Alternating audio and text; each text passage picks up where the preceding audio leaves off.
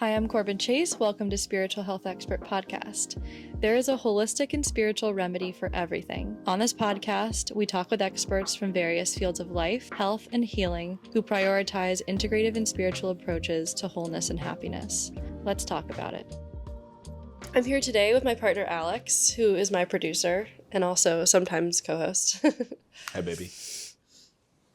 And today we're talking about how no one teaches you how to be who you are.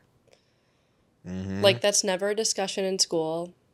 That was never like a thorough or guided discussion by my parents. It's been like the blind leading the blind. That's what it feels like in my inner world.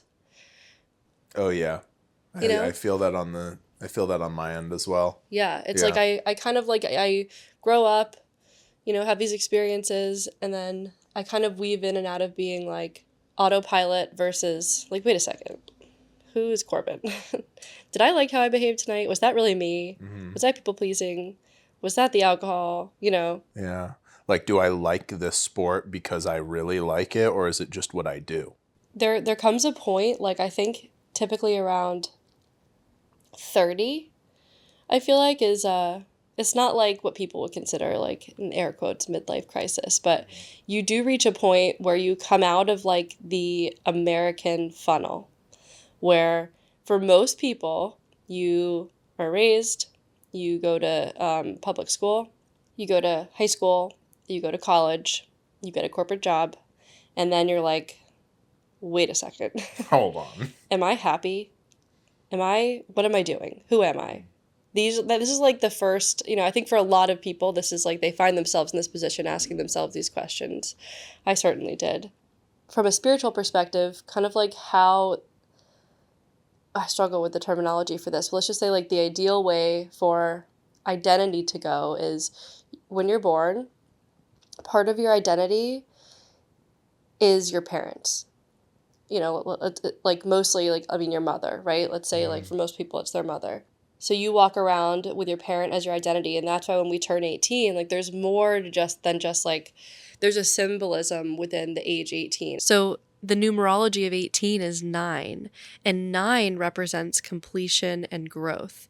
It symbolizes the end of one cycle and the beginning of another. When you end the cycle of identifying with your parents and you begin, like that is, numbers have energy, they have a symbolic meaning. And so 18 is 9. It's like the ending of a cycle, the beginning of you, the beginning of your identity. It's also like the spiritual age of adulthood. Like it's not a random number that someone came up with. Like there's definitely like a spiritual and symbolic meaning of like why 18 is the age of adulthood, just like how 30 is the age of career, like symbolically.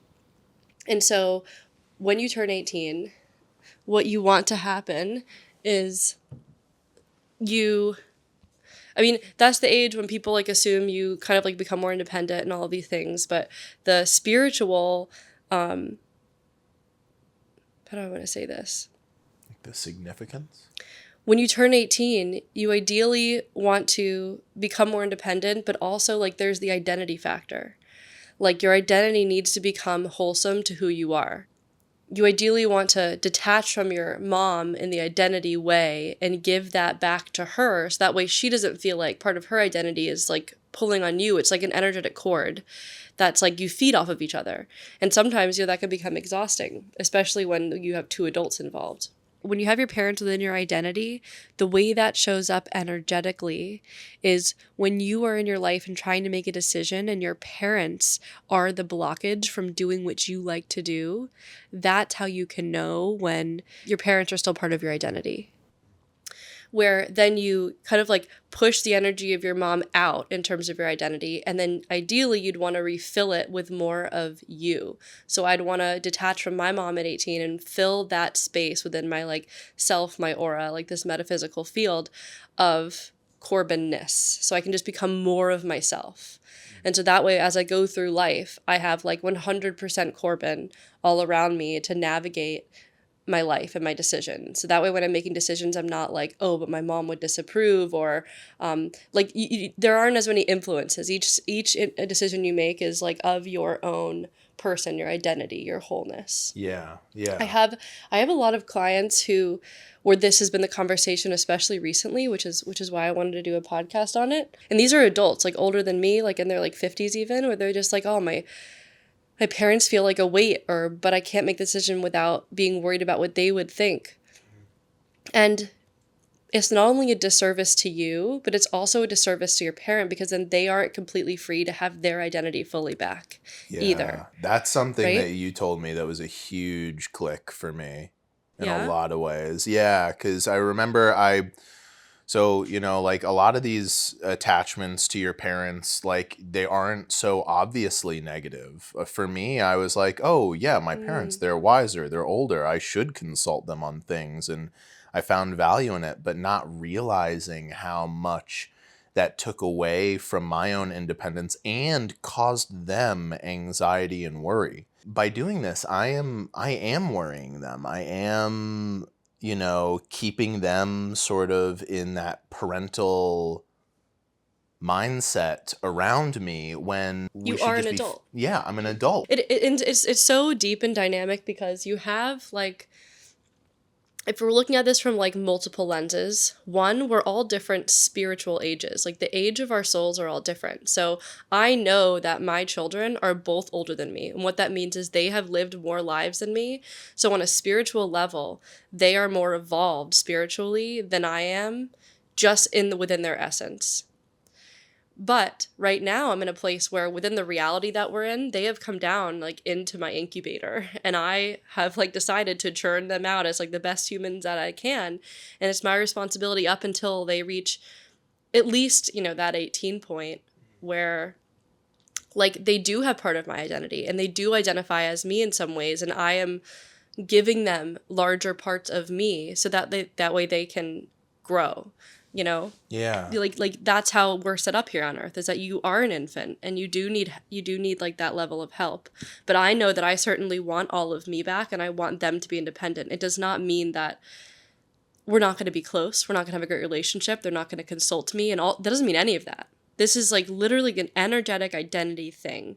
Like I want to be 100% Corbin for most of my life, and I want my kids to be 100% themselves without my energy being in there. Yeah. So we have the spiritual age, but then you also have like, even though my grandmother is her soul is younger than mine, she is older and wiser in terms of like earthly experiences.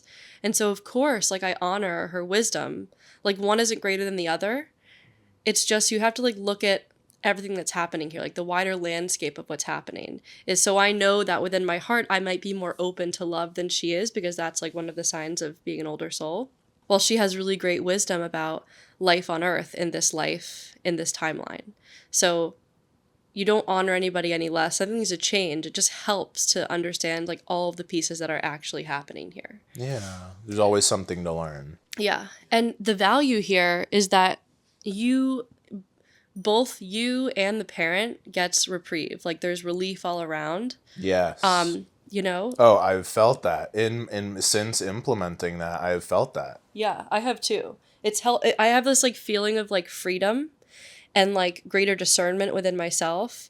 And it like I have like all of this space to take up now within my being that's outside of my body. Like I'm talking like energetically, in like Yeah. those dimensions. Like there's more space for me to be me freely. Yeah. Oh, yeah. I feel like I not only feel like freer in making decisions and with my time, like I'm like, oh, I don't have to check with them on anything, but like my parents on anything that I'm doing, there's an anxiety relief from that where it's like, no, this is my decision. And also with that, a confidence increase, because I'm like, I am Mm-hmm. making this decision for me and I cannot blame anyone else other than myself, Mm-hmm. which is really powerful. Yeah. And so like, okay, so if you're like, well, I want to try doing this, how do you start doing it? Mm. You become aware of, as you're going through your day-to-day life, what are some of like the blockages, the hesitations, like that voice in your head that isn't necessarily you, like your name, you, but you're like, oh, maybe that's not mine. Maybe this blockage is actually my parents and I can give that back. Or maybe I feel scared, so I like pull in some of my mom's energy to help me get through this thing, this, that, or the other. Just start being aware of being like, how can I replace those moments of reaching outside of myself with more of me, right? But then we're back to the question of how do you know who you are? Well, Yeah. that's one piece, is like acknowledging that at some point we do want to detach from our parents in that way and fill ourselves back up with more of who we are.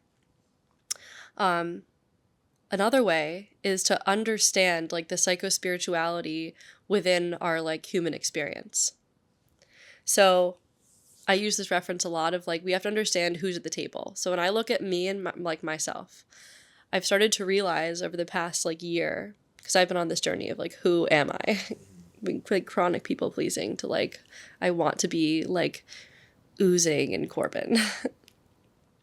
There's a table within me, and there are several seats. There are several players here. I know that I have my emotions, and I am not my emotions. My emotions are a communication system within me. So I've learned not to identify as my emotions.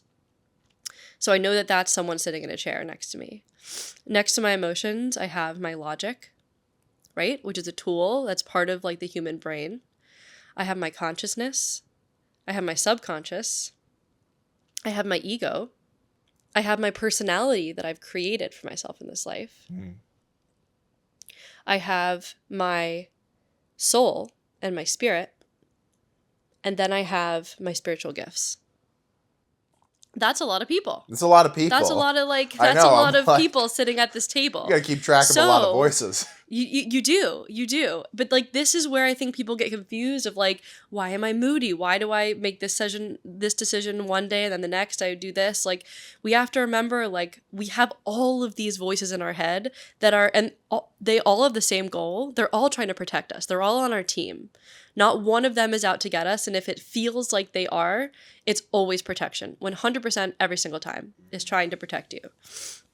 So you have to like keep that in check, right?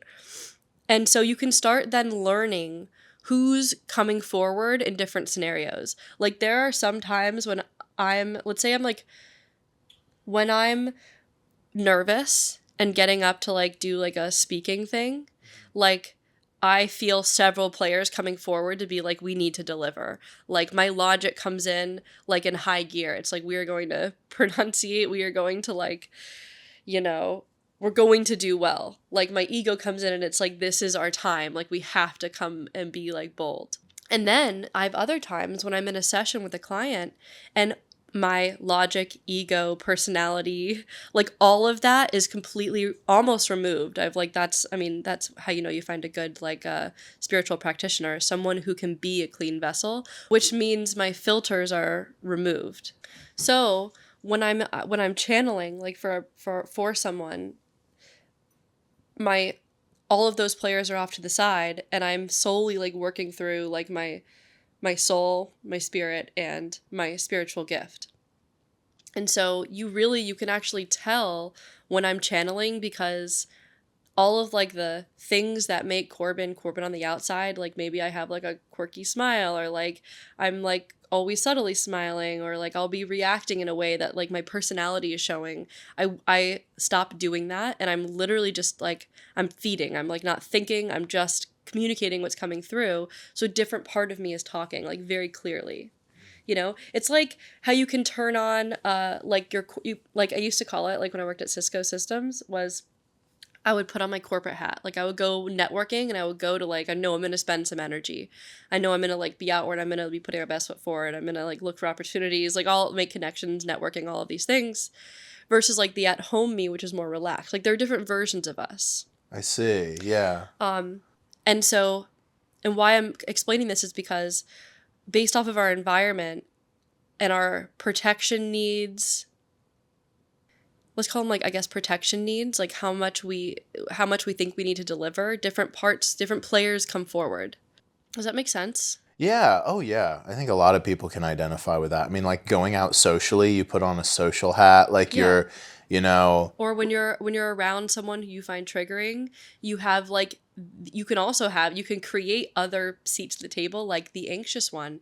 If you are someone who suffers from anxious feelings and anxiety, that is like, if you do some parts therapy, that is a persona, that someone within you that you've created, the anxious one who comes forward and they're there to protect you. The anxiety is like, oh my gosh, we need to be in high gear for this. We can't relax. Are you kidding me? There's no way we can relax with this. We have been burned here before. We have to step it up. We have to like freak out.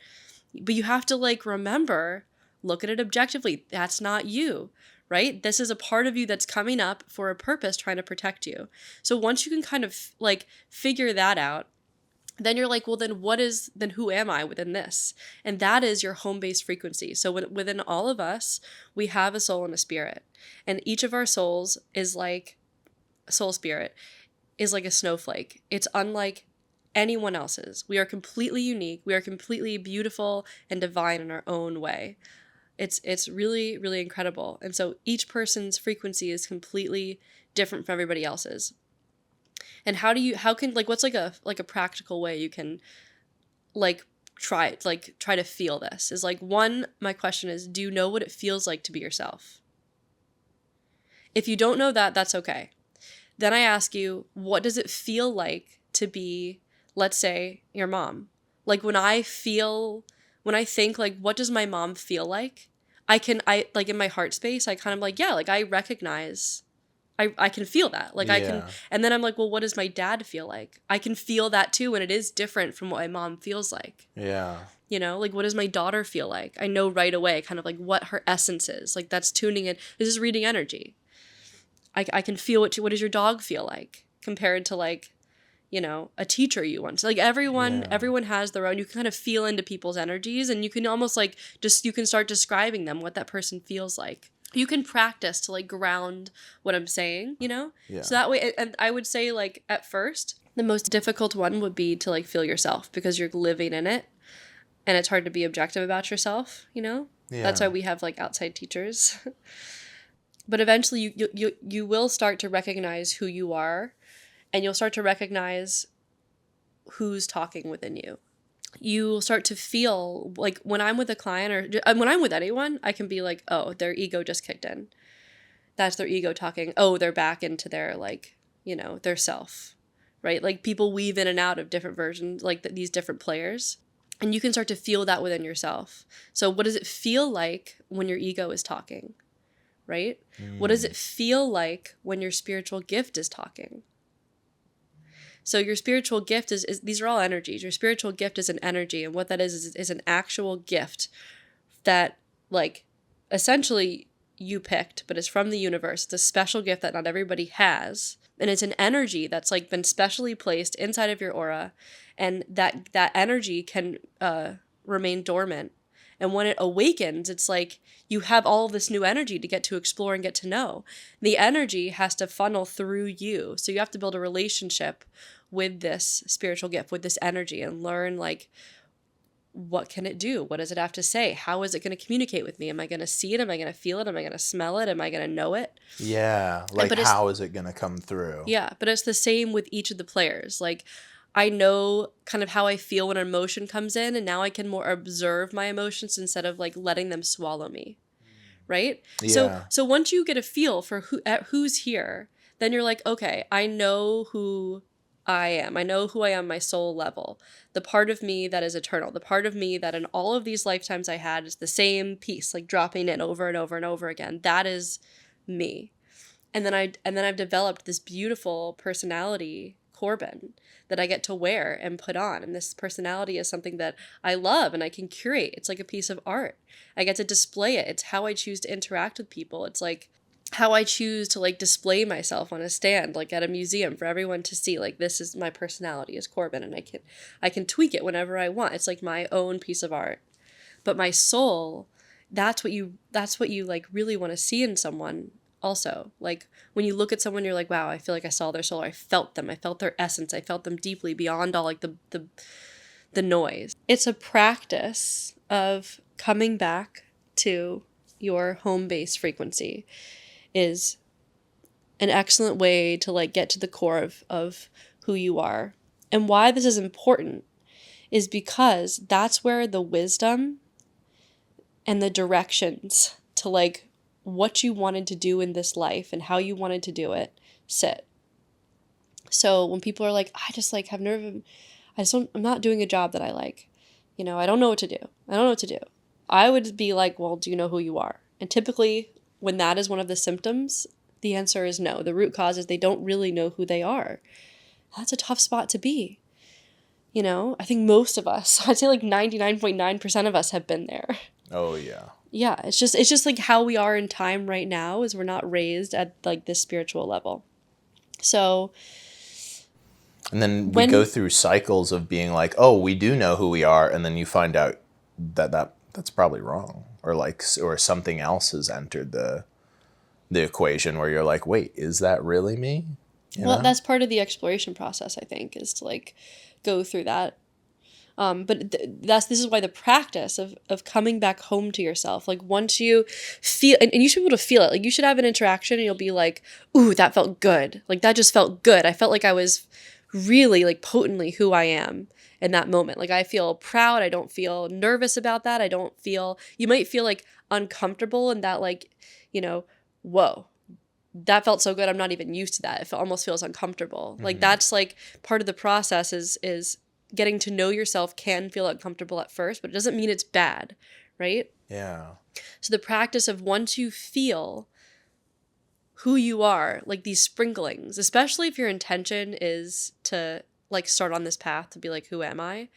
You are going to be supported. Like all parts of you want this, and like your whole spirit team, everyone wants you to be authentically who you are, because that is like that's like the hack of how to live here on earth. And so you feel that once, and then you like assign that feeling in your energy dictionary of like, oh, that's my like essence coming through. And then you'll start to feel it more. And then once you grasp onto it in a moment, you can try to hold on to it and tease it out. Kind of like massage it like dough to see if you can like make it last longer. You're really just expanding your ability to be uncomfortable with being who you actually are, because we have unlearned that from the beginning. Mm-hmm. So it's a process. But then your capacity to be who you are grows and grows and grows and grows and grows. And eventually, you're just who you are all of the time. You can come back to your home base, which helps with your decision making. And this is all spiritual health. Relationship with self is spiritual health. Well, what about the people who, like, because I can imagine that feeling can get confusing for a lot of people. Well, this is why you start with being like, okay, can I feel how everyone is different? Yeah. Then you get to know who's everyone at the table, right? Then you're like, oh, this is an emotion. Wait, that's not me. But I'm experiencing this emotion. I might even have to, I really should be embodying this emotion to pass it through me so it doesn't get stuck in my body and manifest as like a disease, or it doesn't get stuck in my aura kind of thing. But that doesn't mean that is you. We're talking about identity, right? We are not emotions. Emotions are part of the human experience here on earth in this reality. It is not us. When we leave our body, our soul, like emotions aren't the same up in spirit world. And you can go to another reality where emotions also aren't a thing in the same way. That's like, it's like a unique thing to earth, this earth. I see. So another tool you can use to when you're trying to figure out like, how do I know where I'm supposed to go? How do I know when it's my essence talking? Well, we have built in within us a custom like direction compass that speaks through what we find joy in doing. So your joy is a custom direction signature. Like, if it's something that you genuinely like, that brings you joy, that is absolutely 1,000,000% not a coincidence. You came down here to like exactly what you like for a very big reason. And it is completely attached to what you came here to do, the lesson you want to learn. I mean, joy is so related to health.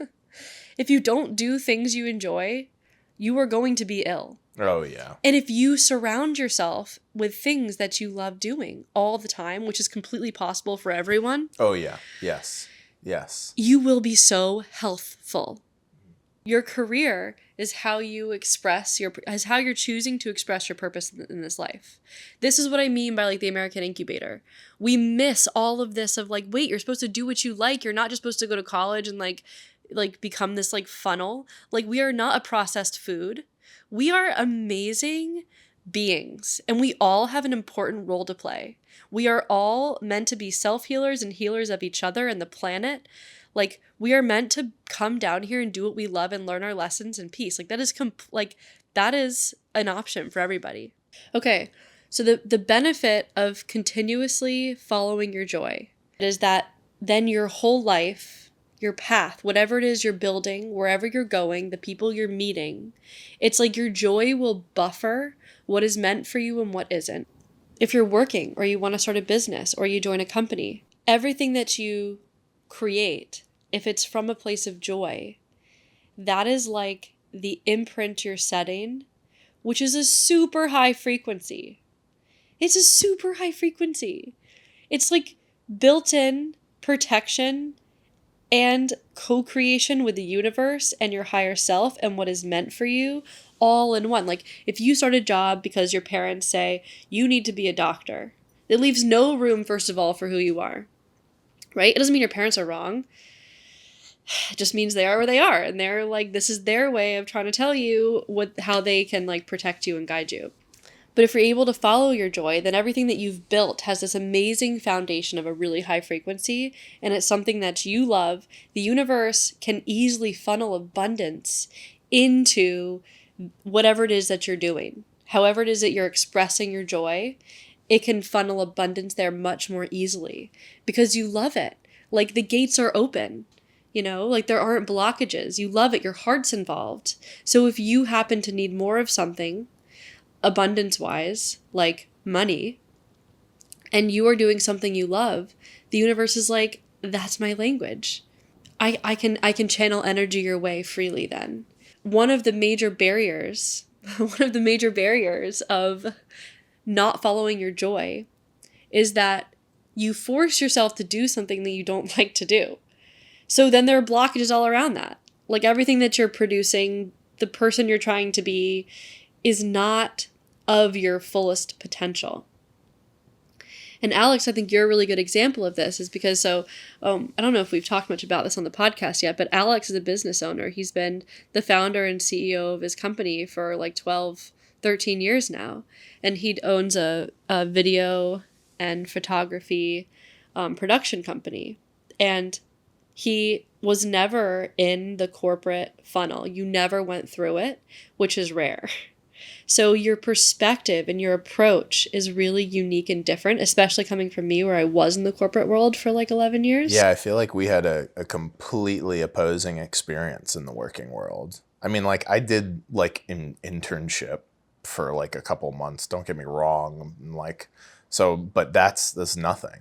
Yeah. So Alex's business is built off of something. He went to school for videography. Yeah, film. Yeah. For film. Yeah. And so, but you decided, like, your parents gave you the runway to do what you like, to follow what you like to do. You liked film. You liked creation. You're a creative person. And now he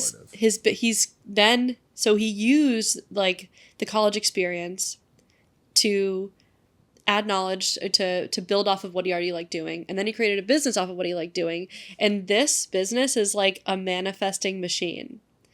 Alex loves what he does. And because of that, his clients, your work is excellent, but they also pick Alex because they like working with Alex. He's just nice to work with because he's a happy guy.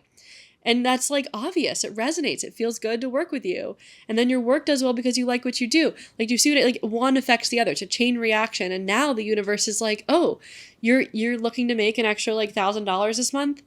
I can easily send energy your way because only good things and joy are produced out of this. Does that make sense? Yes. Alex is in this like amazing position because he's been able to honor his joy and his passions, but not everyone has been there. What if you are someone like where I was, where you were in a corporate like world and you kind of like did go through some sort of like factory, like societal norm situation, and then all of a sudden you like kind of like have this like waking up chapter of like, oh my God, what do I do now? How do I get back on track? Which is like really, how do I find myself again? I want you to know that it's always possible for you to shift gears in your life. Life isn't meant to be super stiff, right? The energies will always support you. Like, the universe will always be in your favor. You will never be metaphysically alone if you're making a shift that's honoring your authenticity, your wholeness, and your joy. So while, yes, we might have to deal with the moves and the leaving of jobs and like the uncertainty and like taxes might be impacted, like the human things, which are a pain, you can be at ease knowing that you will be supported and that life is meant to be fluid. You can make changes, right? And this will be a big part of like this transition for you back into who you are, will be uncomfortable. It will be spiritual because you'll be exploring aspects of yourself and letting those parts back in and working through some of like the anxious one. But you can do it. And you will be supported. You will be supported. This is like, again, you have to acknowledge the greater picture of our existence, our human experience, that there are spiritual truths and there is a way that the universe works. There is a matrix here. And it is always in favor of you being happy, healthy, and whole. And this is where holism comes in. Like when we are in a state of wholeness, when we are living our authentic selves, we will be healthy because we will be happy. Like, what do you think about the approach that I'm like pitching here, like based off of my experiences? The approach of how to know who you are. So what I understand of the approach that you're pitching is that you find your authentic self. You do that by trying to recognize the people that are speaking when you're making decisions. And you try to identify the one that is the most authentic you. And you listen to that voice first and foremost as much as you can. And you do that by embodying you, that essence of you, that voice of you that you recognize as you, in order to do what is most authentic to you. And I think that that approach is a good approach. I think that is a good approach to live a happy life. Yeah, because with happiness comes health. And to find happiness, you gotta be whole. Yeah. I think happiness means like a lot of things in different cultures. It's like, That's I feel like fair. almost happiness happens by accident a lot of times. And it's like, I don't know. I feel like what you're really like, what we're really. Because it's so natural? Well, no, it's like one of those things where it's like, if you are trying to be happy, it's like, how are you? Like, you can check off all the boxes. You can't create, happiness is a state of being. Yeah. Yeah. It's a state of being well. It's not something you can like logic yourself into and be like, oh, I've done all these things, I'm happy now. Like, that's not.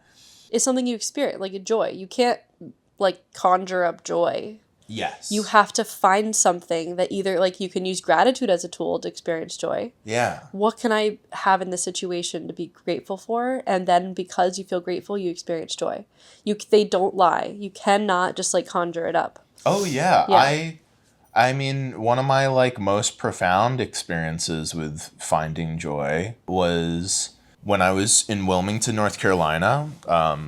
I was there for quite a few years, and a lot of those years was spent by myself. I didn't have a big social circle or anything like that, and I desperately needed to find my joy. I needed to find my joy. And I remember my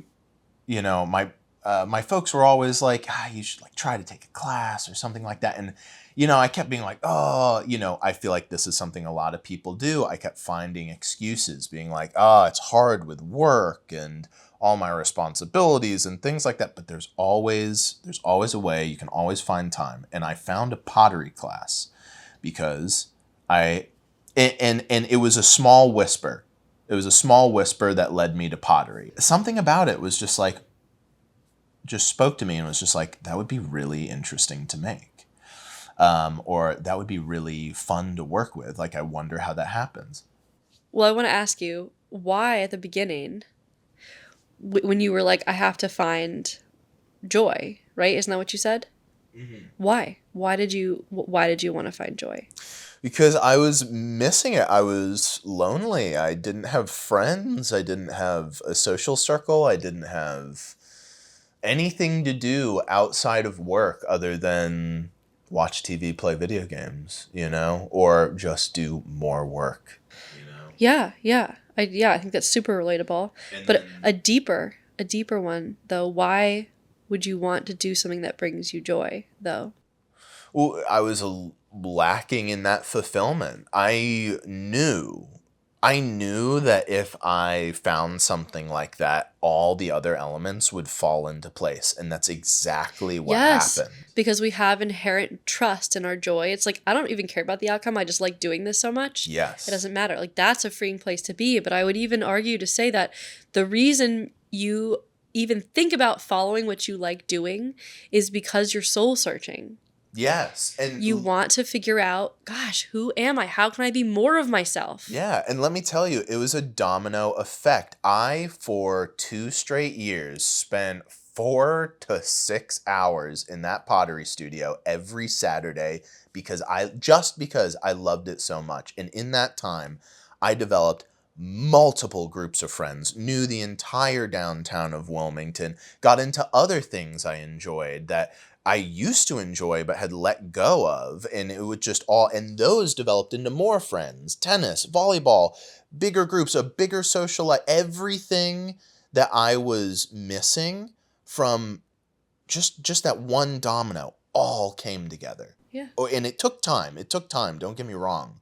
It took 2 years from that for that all to culminate. But it was just a consistent stream of just joy. Yeah. I think that's another good point you made about the time it takes. Like, this is something I've learned through my experiences of like being on a spiritual journey, of becoming more spiritually mature and whoever, and more Corbin, is that it does take time. And we're so used to this culture of like fast paced, have to have it now, have to have it in short, consumable spurts. And if it doesn't happen right now, I'm over it.